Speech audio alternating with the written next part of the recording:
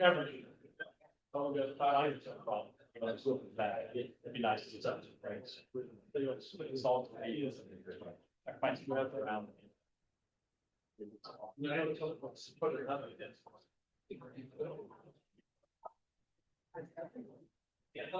Why would you?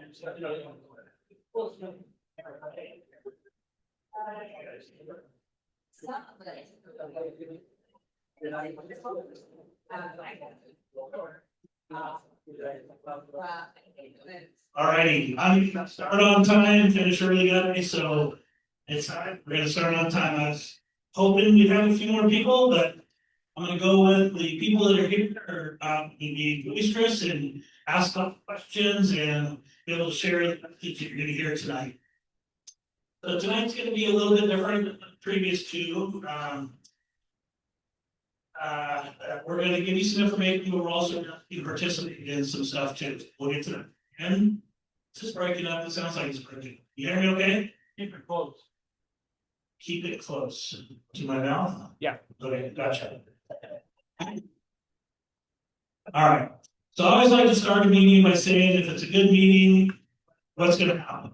So in my mind, if tonight's a good meeting, you're going to walk out of here understanding two super important things about the capital improvement bond that's coming up in November. The first thing you're going to know is that glide. You guys just heard me when I talked about like this? Perfect. I think that's less annoying than that. Yeah. All right.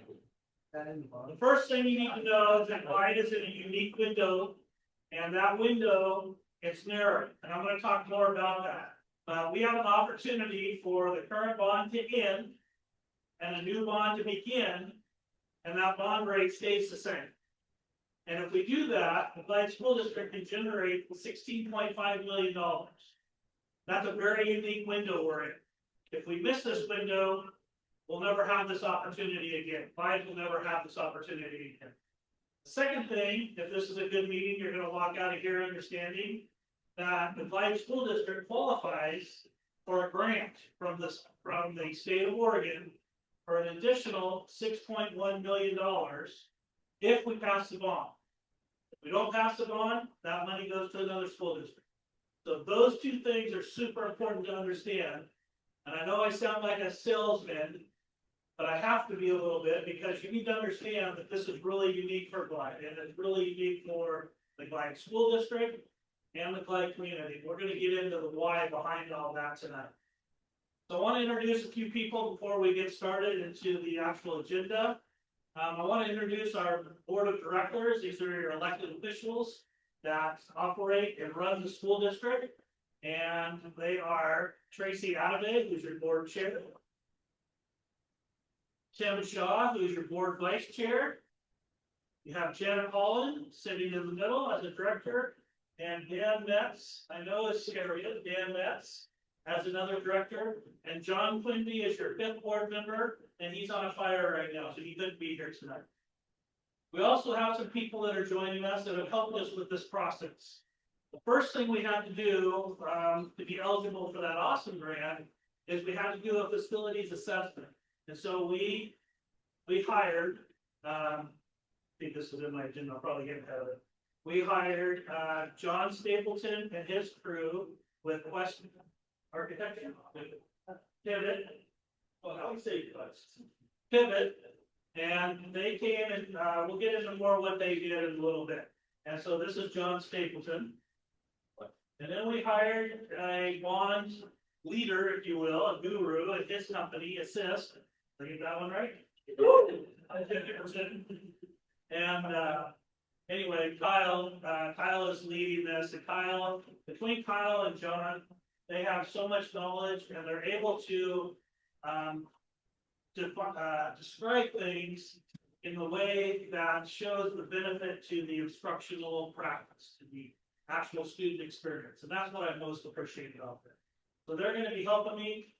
John and his team's going to do some rendering stuff with you towards the end. But they're here to answer questions and help me when I mess things up. Okay? Can you guys hear me okay? Or okay, I'll try this. Thanks, John. I appreciate it. All right. First slide. Oh, here's my slide.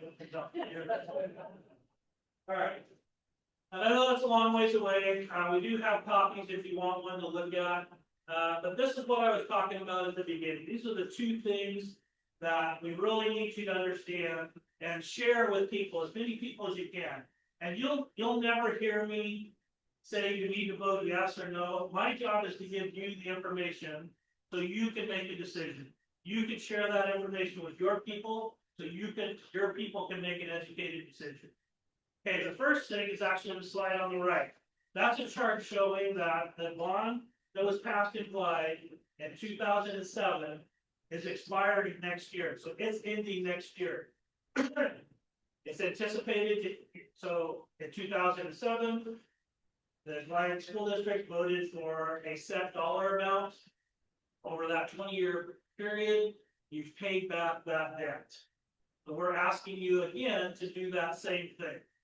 And so we're asking that where the bond's going to end next year at 91 cents per 100,000, that's the tax rate. That's where we're going to start. So that tax rate stays the same. Over 20 years, yes, we promise you that your assessed value is going to raise. So that tax rate most likely is going to go down like it did from 2007 to now. But we can't predict that, so I can't tell you for sure that's what's going to happen. But I can almost guarantee you that your property value is going to go up. So in the state of Oregon, we have a 3% cap.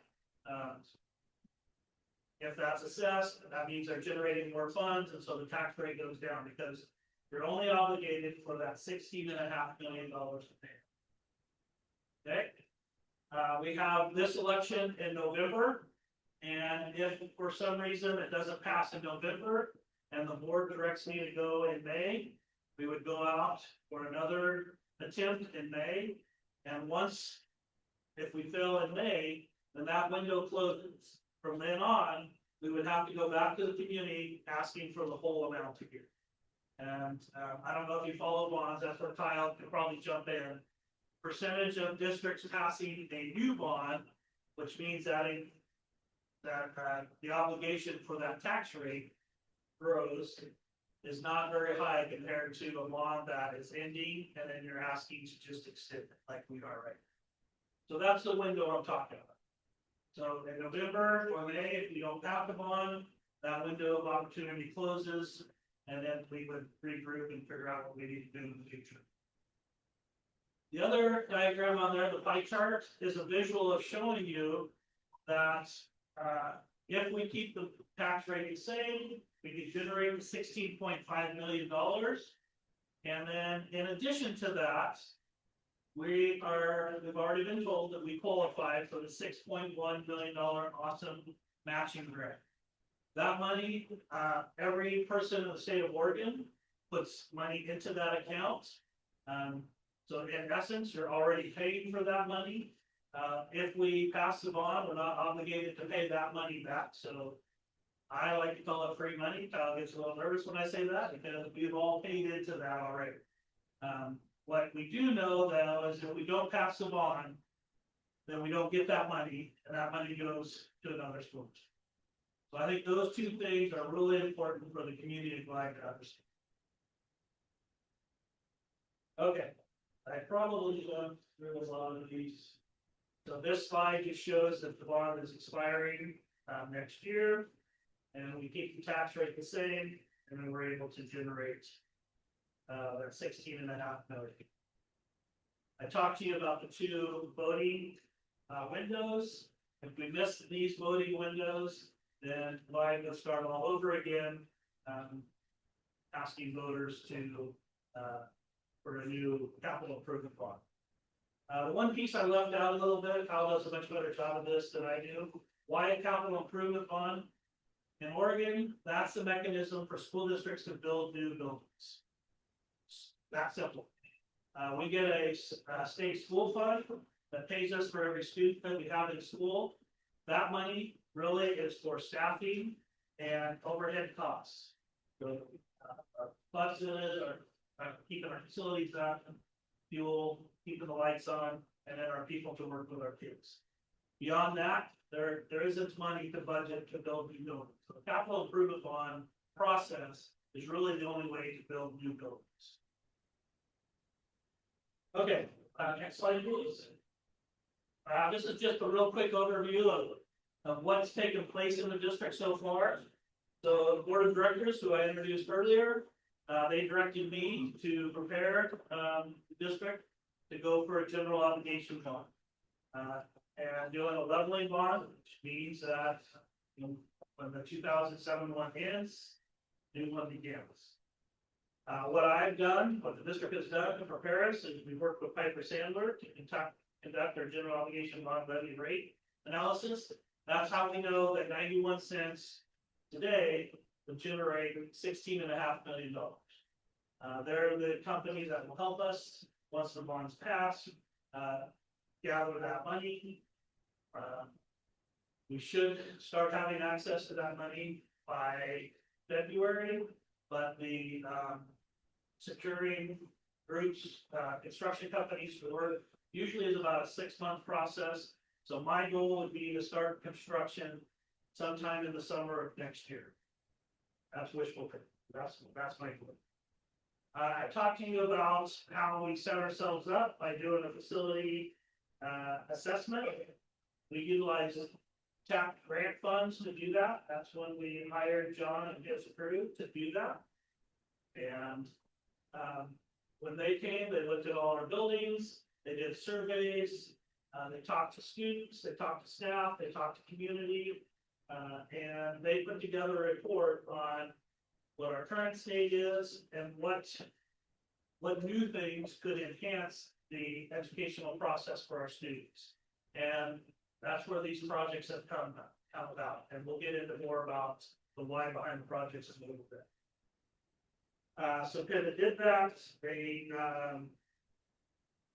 used the facility assessments and initial planning, and that's how we came up with projects. And then we've conducted 2 community engagement sessions. This is number 3. If some of you in here, I recognize have been part of all 3. Thank you very much. It means a lot to the district and to the community. All right. So the summer of 2026, the school district passed a resolution to put a ballot on November ballot, which we did. We actually have a measured number now. We're all set to do that. ODE has notified us that we qualified for the $6.1 million grant. We're doing tonight. We're doing a community preference activity. To kind of get more sense on what the buildings could look like. And then I am very pleased and excited to announce that we have launched a Glide School District bond website. The intent of this website is to disseminate factual information. You've heard me say before that I recognize there was some community members were unhappy with the way the information was distributed. In 2007, I made a plea to you and a promise. My goal is to make sure that we are transparent through the whole process. This website is going to help, and that's going to aid. So if you hear something different than what I say tonight, or if somebody, say on a Facebook post something that you're like, oh, I didn't hear it that way, please reference people back to our bond website. It has all the information on there. And there's a way to ask questions if what you're looking for is on that site.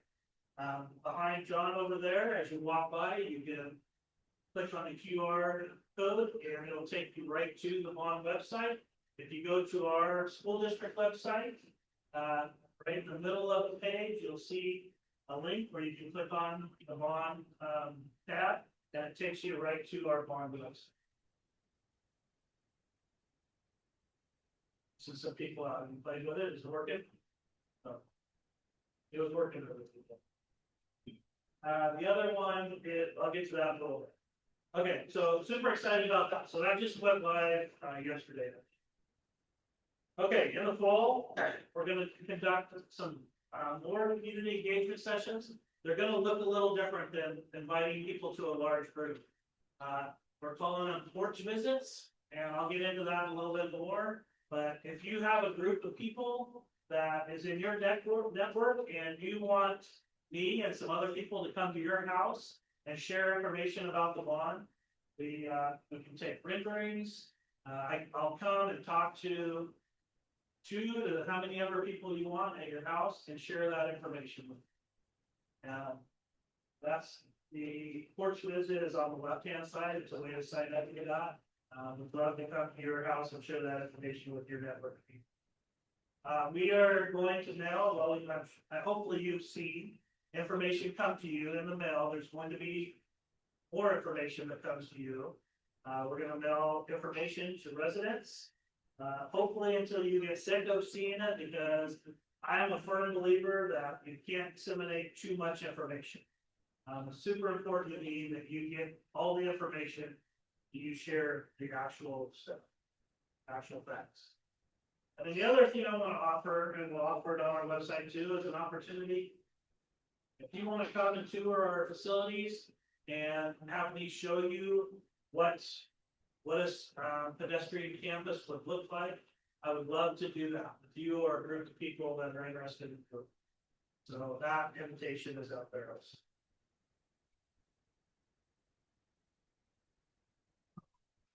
Thank you. All right. Well, first of all, thank you for having me here today once again. My name is Kyle Bear, System Education Services. One of the things that we do is we work with school districts on these processes in terms of communicating and providing information to communities around general obligation. Now, I always start when I come and talk to different community groups with my background, so that you understand that while I stand here as a consultant today, I spent 20 to 30 years, most of it in school leadership and public education. So most recently as a superintendent when you work at the city school district. And then also I take work as assistant superintendent overseeing operations of facilities on large districts, and also assistant superintendent overseeing the PG environment.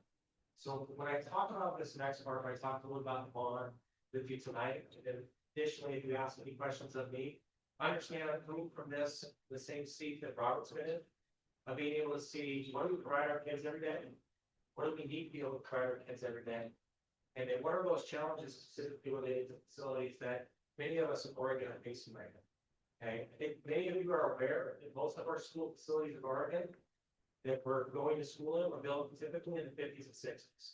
Okay, they are approaching a fairly aged, one of the numbers, but they're getting older. And if they haven't been well taken care of, that creates a significant challenge for them. One of the things that I will share with you, and we're currently in, I think, 20-some districts right now, working on long-range facility planning and bonds, is that this district is in a fairly good spot. Okay, your facilities, while some of them are getting older, they've been well taken care of. Okay, and they need to continue to be taken care of in order for them to continue to serve. Okay, so what Robert asked me to come and talk about today is what we see from districts who do this to this. And I'm going to go back to a fact that he shared in the beginning that many people don't understand, is that funding for school buildings, so your major repairs, your major maintenance, any type of new construction, the system in Oregon is for voters to pass the general obligation. The money that comes with the school each year is meant for operations. It is not meant for major construction. It's not meant for major maintenance or repair. And that's something that in a lot of places is not understood. And the reason for that is we decided in Oregon a long time ago to provide local control when it came to school buildings and school facilities. So we made a decision in this state that each community gets to decide what facilities they put in place for their schools and how they take care of those.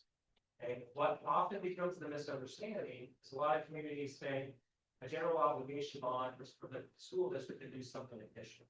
It's not, it's the funding mechanism to have to take care of their buildings.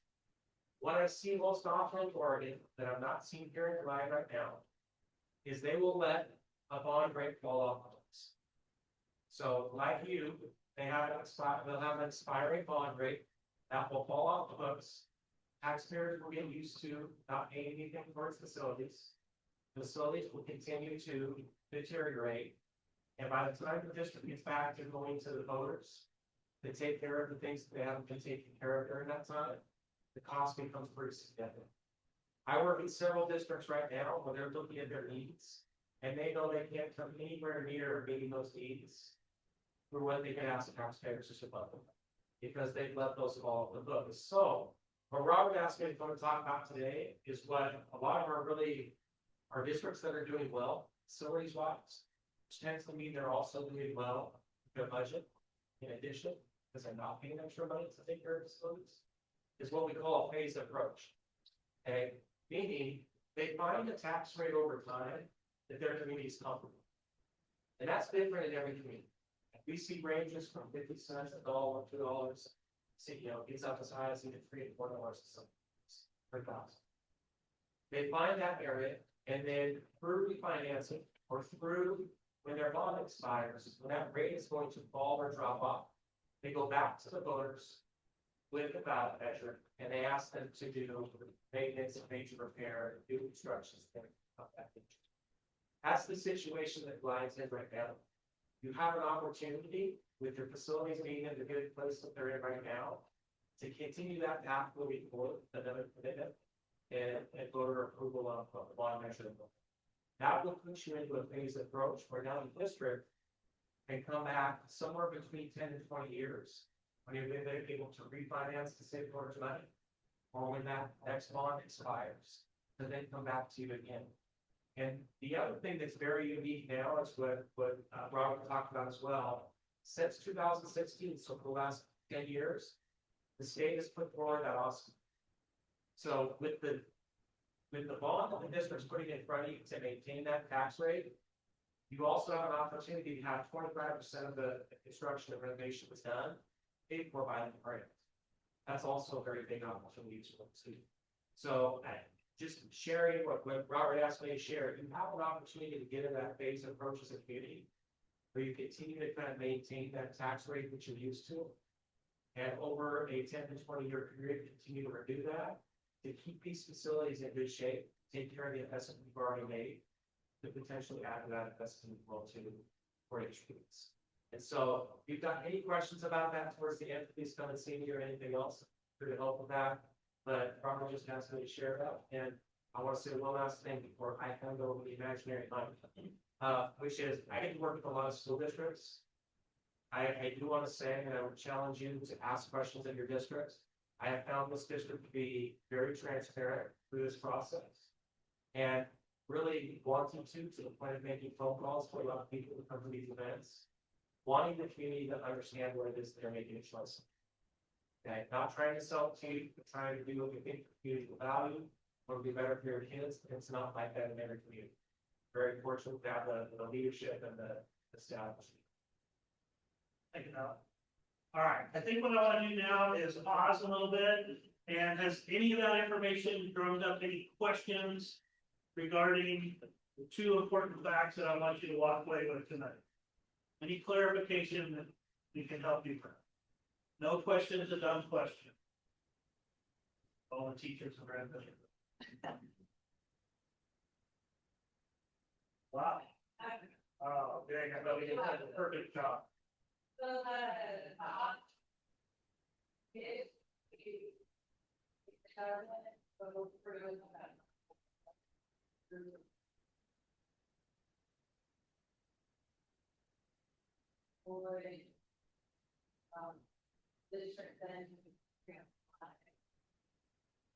Awesome, great. So, go ahead. Yeah. So we have a vision, right? Yeah. No. So the November election and May election have a deadline for districts to apply. Pretty awesome. And all of the school districts in the state are on a priority list for that Oscar. Okay, so we are ranked. Actually, we are ranked really low and which gives us less of an opportunity to obtain that. And so, several months before, okay, in terms of the November election, we have to apply in July, so your district applied in July.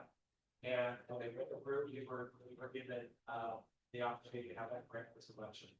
If the bond didn't pass this November, they would back out in May, they would have to reapply again. May for that, so. That's a good point. There's few districts going for a bond this November. So let me back up a little bit. So the legislation voted, can't remember the exact date, said 2015, to incentivize districts to pass bonds. That's what this matching grant is. And so since then, we all as taxpayers have been putting money into this account. It's capped at a certain amount every cycle.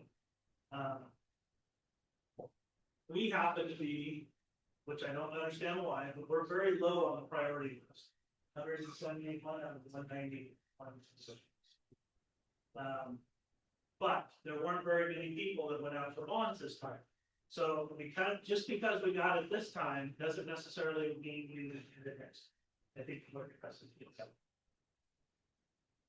Another reason to take it in. Okay, any other questions? That's a question, Tracy. Nice job. Yeah. So you may have already. Can you speak up? I can't hear you. So is there stipulations or like regulations to get grants and bonds that only allow for the building of new structure? Like it's fine with any of this, there's no improvements to the facilities or everything. I know a lot of people think about it. And then like, why can't you upgrade or update some middle school, use that rather than build a completely brand new building? I can fill that question. Yeah, I was curious. So that's a great question, and I will tell you, I was getting into that later on. Nope, good time. Okay, so when I went around and I talked to people, when I talked to you guys as a community, when I talked to my staff, when I talked to my board, the first thing that comes out of everyone's mouth, almost 85% of the time, was they wanted the old middle school back. That's what the community wanted. So, so I looked into them. What would it cost to build a new middle school? The problem with our middle school is all the hazardous material that's sitting in that building. But to remove that building is super expensive, and then to build a new building is super expensive. So, John can back me up here a little bit, but it's going to be around $20,000 to $25,000 just to remove that building, and then it's going to be about another $40,000 to build a school. I know I have. That was again. All in favor, 25. One wants a $40 million, because as a leader of your school, I would not advocate keep it as a 2-grade school. I would move the 6th grade up to that building and have 3 grades. So we did a price of building for 100 students versus 150 students. It's not that much difference. So to build a building for 150 students, not counting the new gymnasium, it's going to be about $40 million. So you have the demolition and the construction. We did some quick math on the tax rate. That would bump the tax rate up to almost $5 per thousand assessed value, and that would be the only thing we could do. So what I really tried to do is ask people that, okay, we can't, and I'm not a very smart person, I'll admit that. My brother knows that. I'm not the smartest of the Freedmans, but I do know that like taxpayers would not tolerate a $5 school tax. But so I started asking the question, what is it about a middle school, building that middle school now? What is it you're trying to accomplish? And the number one thing that came out of that follow-up question was, we need our middle school kids to have their own unique space, to develop their own unique identity. And so when I get to the projects, I hope that you're going to see that there was a lot of thought put into why that location, why that kind of a building, how we're going to develop, we keep calling it a pedestrian campus, and our efforts to keep the middle school having their own generalized location on campus, which kind of gets the best of both worlds. They have their own unique area to accomplish all those things that people want, but then we also have access to some of the other things like higher level classes and stuff, which I know we had access down there, The kids had to go from that building up to this building to access that. Now they just walk across campus. So great question, and I hope when I get to the projects, you'll kind of see some of that thought process. Somebody else had a question? I just want to clarify, what was the total cost for demolition and rebuilding of this? 65 million. The one that's not including the whole person. Correct. Yeah, it would just be taking down the 1922 building and then the wing, middle school wing there. Yep, and I think last time John talked about it, he said about truly knowing all the hazardous materials that are in there, that was probably a low estimate on removing the hazardous materials. Yes, sir. Probably often, kind of dark, all in over. Yeah, I work with this, but on them. yeah.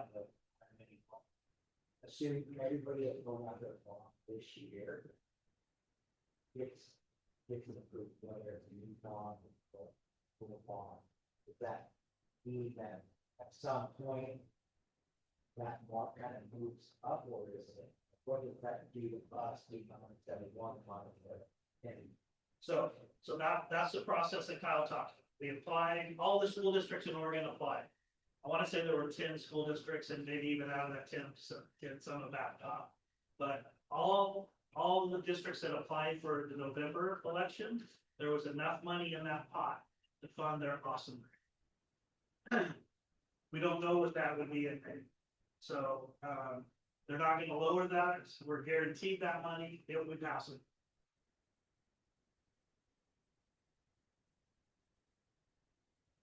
Yeah, the ranking, if anybody's really curious about it, I can kind of show you on the spreadsheet. It's way too complicated for me to explain.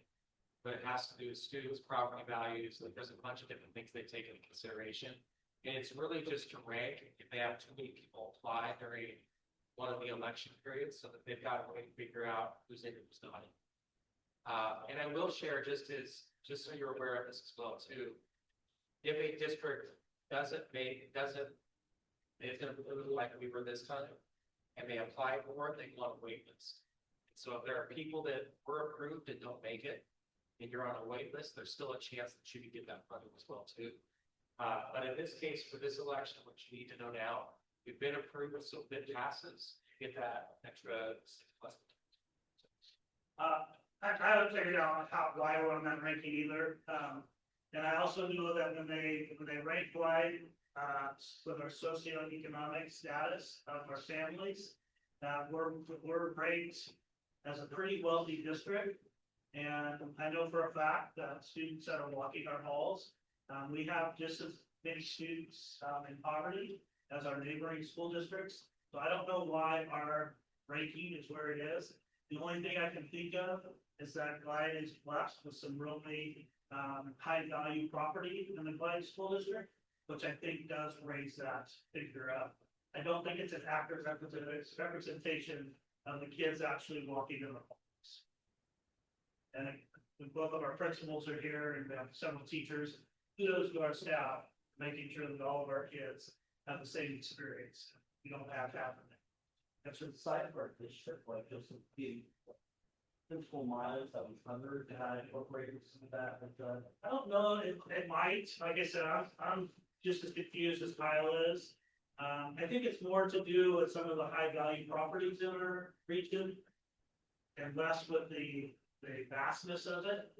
But I know our district, our footprint, Dan, you have this, we're the largest. largest district. Our footprint is the largest district in the state of Oregon. We just go with largest. That's more fun to say. Perfect. All right, any other questions before we move on? All right, thank you guys for hanging in. All right, where are we at on this slide? So this just drives home what we've been driving home all night. Okay, we'll sit here on that. Next slide. Next slide actually shows you where the bond started in 2007.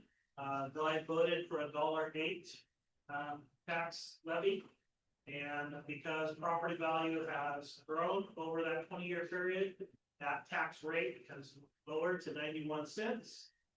We are basing our figures on that ending at 91 cents, and the new bond starting at 91 cents.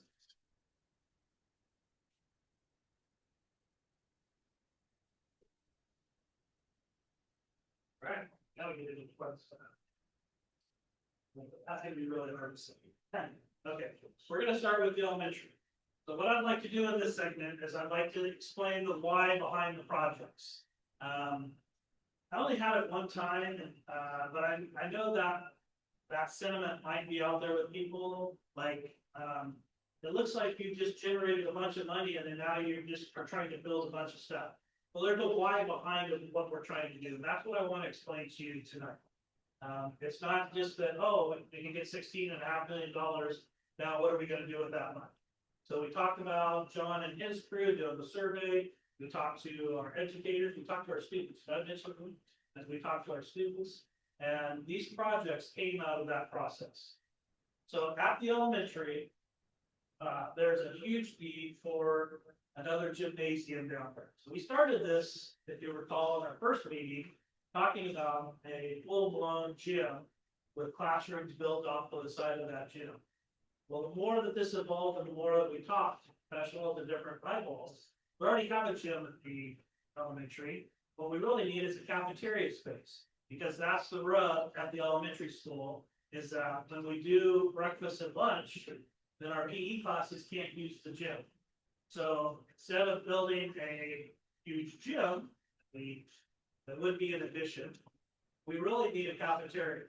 So along with that, when you look at safety and security, having a single point of entry into your school makes your school more secure. So if you combine that cafeteria with a new office and a single point of entry, that people can actually walk through the first set of doors that aren't locked and sign in, and then office staff can let them go through a locked door and have access to our campus. It identifies where people are how people are supposed to enter the campus, and two, make it a safe, secure campus where people aren't just walking on and off campus. By doing that, moving the office to that structure, that frees up where the current office is to do some remodeling of those offices into smaller classrooms. So our speech pathologist, adapt counselor, some itinerant people that come and work with our kids, we would have classroom space for them. Right now, we're sharing a lot of spaces. And then, I know it's hard to advocate for adults, but our staff they don't have an adult bathroom. Have adult bathrooms that are designated adult bathrooms, but they're not staff bathrooms. So we would do not only staff bathrooms, but also the ADA accessible bathrooms, which are needed at the elementary. The other thing we would do down there is change the drop off and pickup spots and make the spot just below the current parking lot from our parking lot to Wild River Drive, develop that into more parking, and then have our buses actually pick up all the roads to help us save this.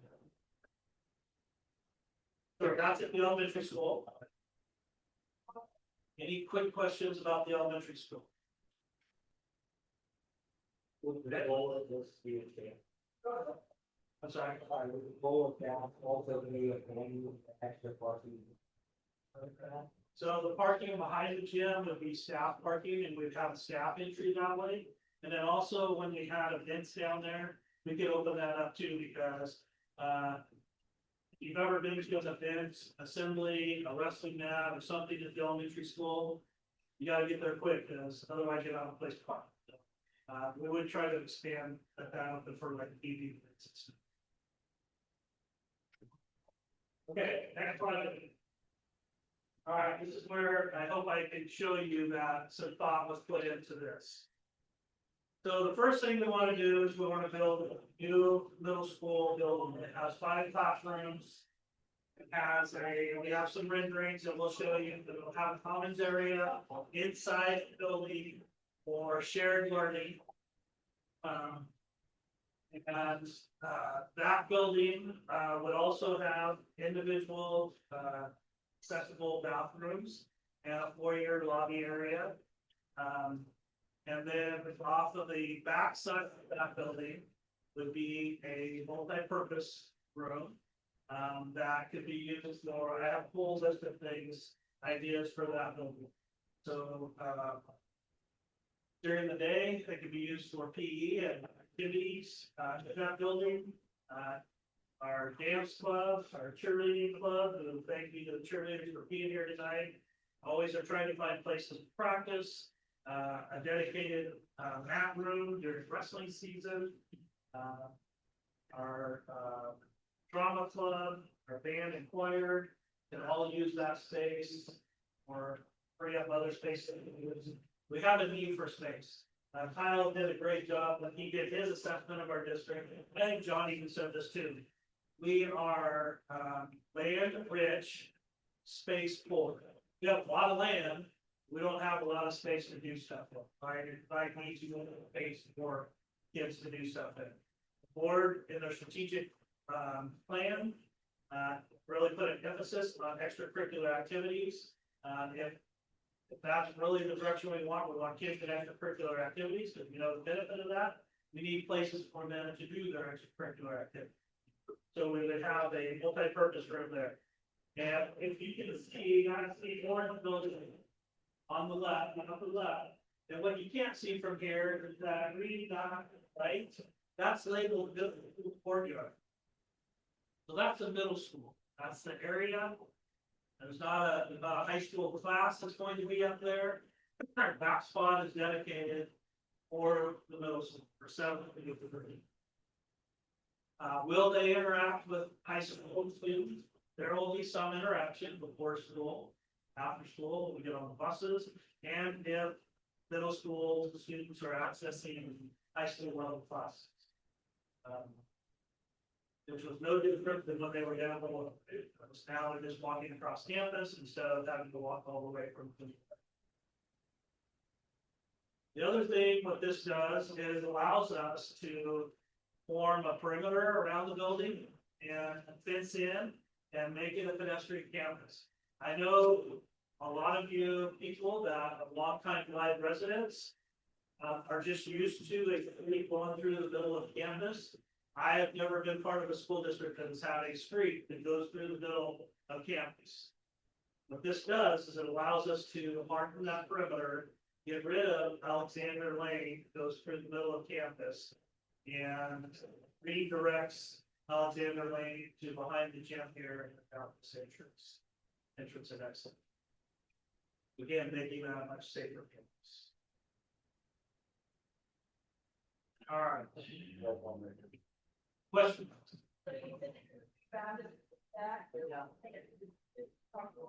Yeah. And then we talked about even opening up the front possibly to have more parking up there. And then over by Helix Hall, that field is just right past that where the current parking lot is. Open that up and get a bigger parking lot.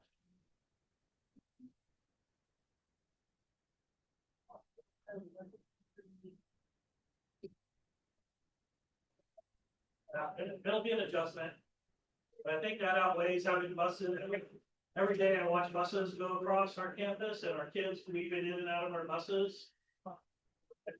Honestly, it scares the crap out of me every single day.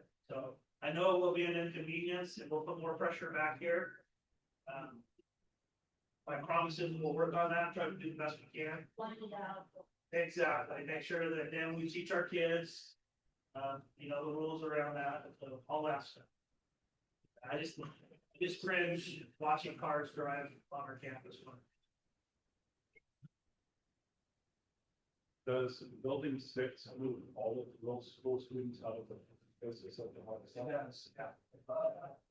There'll be a dedicated science building, and then the four classes, like 5 classrooms down there. One of the renderings you're going to see kind of shows what a commons area in the middle of a building looks like. So we can have shared learning in that space. But yeah, that moves everybody out of where we're currently are into that. So we need to move our Spanish teacher and some other classrooms will go in there. And then also those itinerant people that I talked about at the elementary school, we will actually give them more space to use on this campus because we have a lot of people sharing space in there.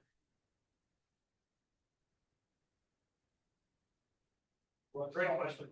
Yeah, What's stopping us with this? And no more food traffic at all. nothing. We could do that. We actually have we have a gate that we put out right now, a chain. So during the day, technically, there isn't traffic.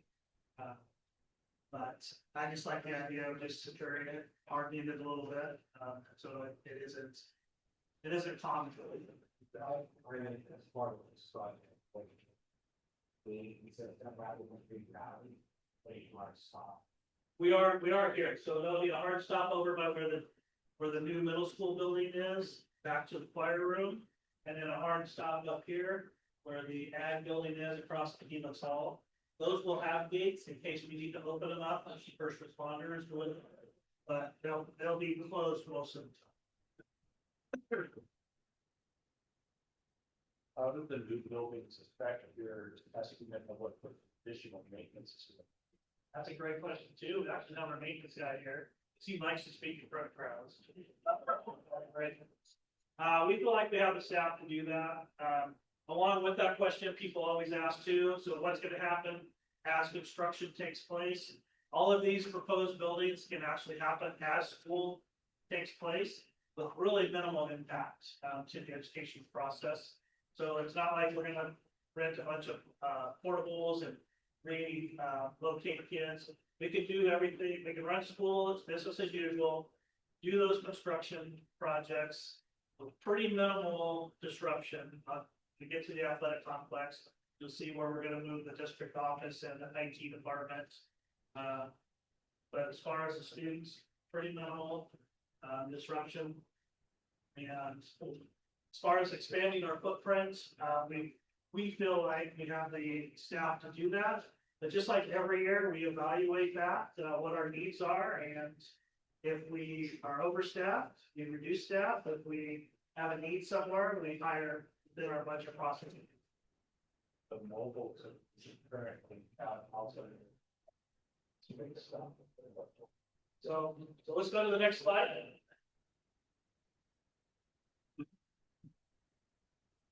So the athletic complex, both John and Kyle really raved about our athletic complex. They both believe that for a small school district, we have a very quality athletic fields and athletic spot. And I believe we do too.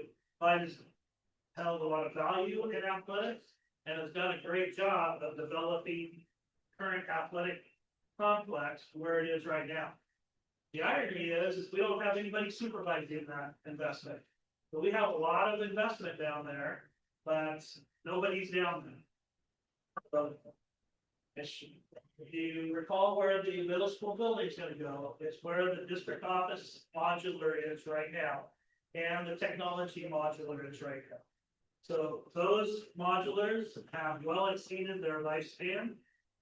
If you were to go on a tour, I would show you those buildings and show you how the roof is sagging and failing. And walking in the district office, you can see where the floor is splitting. And I'm not a small guy. I'm afraid of stepping through the floor every time I go in. The modulars have outlived their life expectancy. So we do have to do something different there. So trying to accomplish multiple things with one building.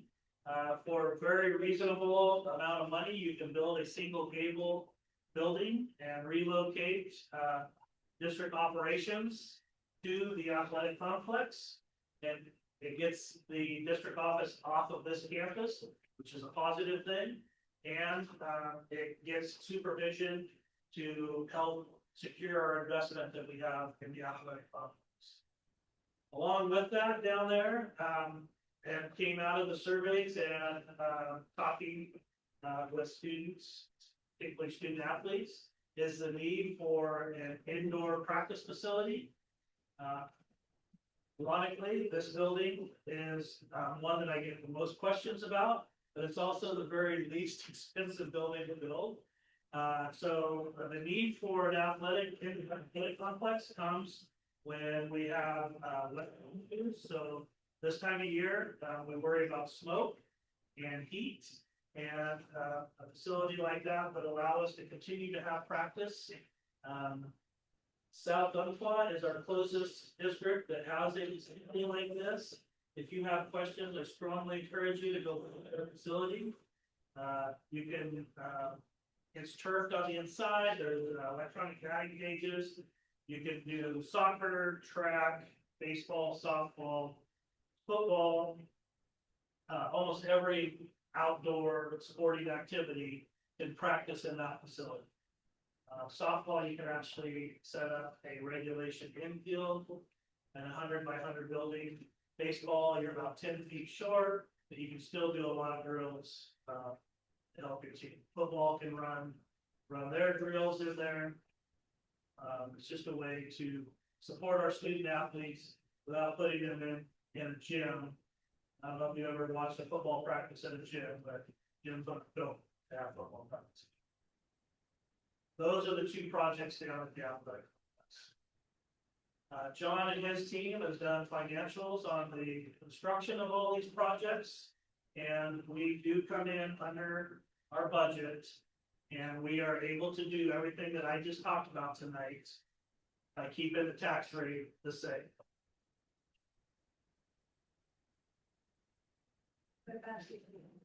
About what? What about the arena? The arena is not in the bond. That's something that the board of directors did within our current budget. We were able to do that. We purchased that arena for $70,000. That's something you can do within a school district budget, which is different than millions of dollars. That arena has plans of tying our CTE classes to that, and really including our students and putting into practice the things that they learn in the classroom out into real life. So some examples of that is right now we're working on a entryway to the athletic complex. We're going to work with our metal shop class. The kids are going to design a sign, and they're going to use our engraver, laser engraver, to cut it out, and we'll weld it on top of there. It's going to say something like "My School District Athletic Complex." Kids are going to design it. They're also going to make silhouettes of the different scores to put up there. So as you're driving up, it's going to look really sharp as an entryway. We're designing the arena to have a food court, so food trucks could be there. So our On My Own class, our marketing class, classes that work on finance stuff, all that can be tied into events and things that happen down in the arena. So it's not just we're wanting to put an arena down there because we have kids that want to do rodeo. Our OSAT team is expanding. We really are tying it into moving education the way that I think it should be moved, that you learn stuff in the classroom, but really where you learn things is putting into practice. And we have several clubs that do that right now, and this would be another opportunity for our kids to actually put into practice things that they learn in the classroom. I think it's a great $70,000 investment for the school district and for the community applied. We have all kinds of visions for that, for events to happen there, for kids to use it. It's just not in this fund. It is not in this fund. Yeah, I want to make that crystal clear.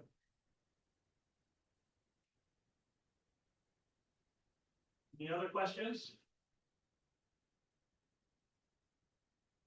All right, I'm going to turn this over to John, but before you. One more question. Oh, we do, yes. That's all right. If the bonds come approved, the school continue to operate at its current level. Yes. Yep. Yeah, here's my, again, I'm not here to tell you yes or no. What I'm here to do is share information about an opportunity to make our school district better.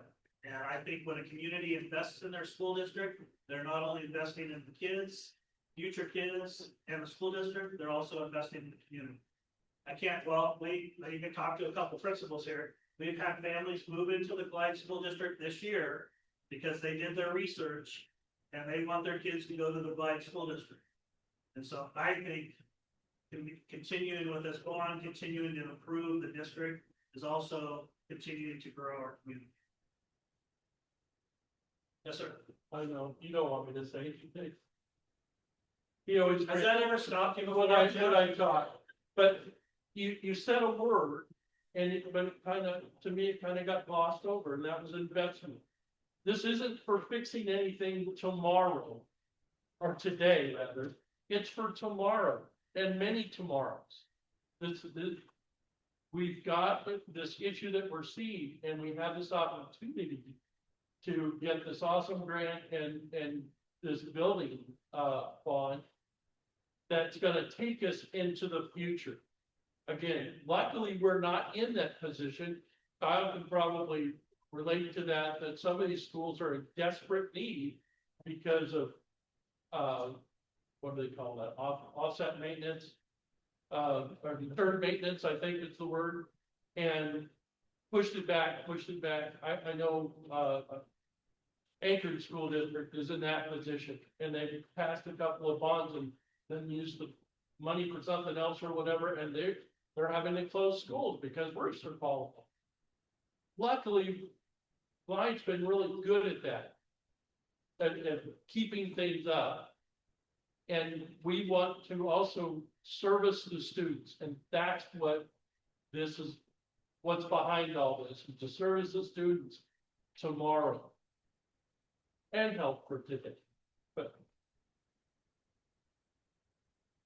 Okay, great questions. Anything else? Okay, so John's gonna walk you through a little engagement activity. Before you leave, if you don't eat those cookies, I'm gonna have to, and I don't need those. So please take cookies with you. Thank our cheerleaders for being here. They're gonna actually ask you to take some informationals home with you, if you so desire. It talks about everything we talked about tonight, and then we're asking you to pass those out to people that you know that are asking questions about them all. Okay. All right, come on, they're all yours. Oh, they look like that right there. Okay. Come in a package. Let's just on features for today. Okay. So what we're gonna look at over here is two things. One, you can get a closer look at the very far away diagrams of what's happening at each site. Okay, there's questions about that. And then secondly, there's a bunch of images of the kinds of things we're talking about. This exercise is called preferencing, where Alexis will give you some dots. We'll look at that stuff. These are other buildings and other examples for two reasons. One, what does it even look like generally? This thing called pedestrian campus, where students learn outside and they have opportunities to be activating the space around their schools that is inside. What does that look like? So there's some examples. And then there's something that gets us the first pass at understanding what you would like this to look like, the buildings, facilities, if you did decide to pass the bond. That's the beginning of a long conversation to get you what you want, other than our goal as your designers is not to make things we like, it's to make things you want. Hence the idea of preferencing. It's the first step. To show up, you get to help us make decisions. So we want to know from here if you're interested at all. So John, we have students here too. They're welcome to join us too. Hey, everybody, all voices, yes. If you care about your school district and you want to be involved in how it's going to look in the future, that's one of your first of many chances. So the exercise is get a dot, and put it on the things that you like, the likes, not the hates, the likes. And that gives us the first tier, or the eventual North Star for things that you really like and want to have. So, yay, you in the first group that gets to design your new stuff, could you decide to pass this thing, but come on over, if you want to, get some dots, and check out what we have. Oh.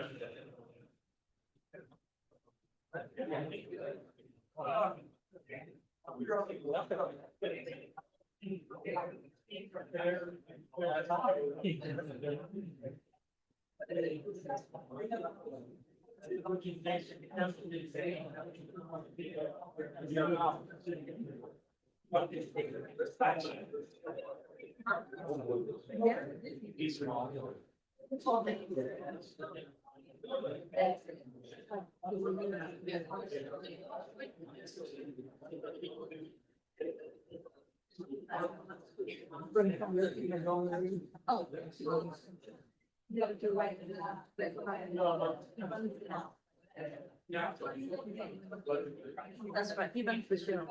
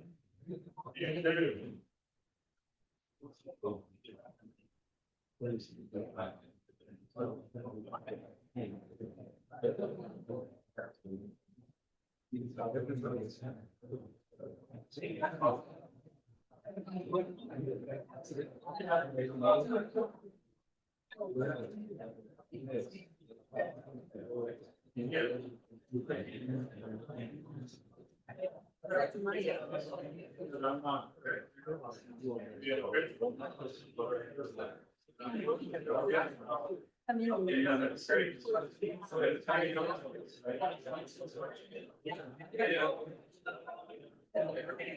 Well, yeah, no, I don't.